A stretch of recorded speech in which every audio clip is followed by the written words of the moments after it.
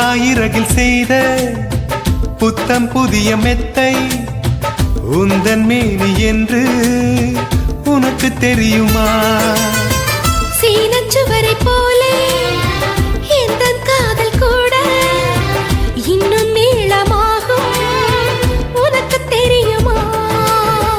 பூங்கா என்ன வாசம் என்று உந்தன் மீது தெரியும்.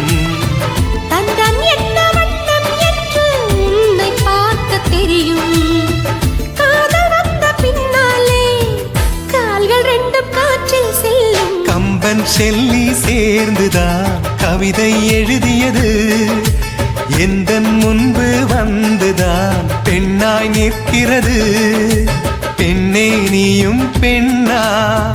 பெண்ணாகிய ஓவியம் ரெண்டே ரெண்டு கண்ணா? ஒவ்வொன்றும் காவியம்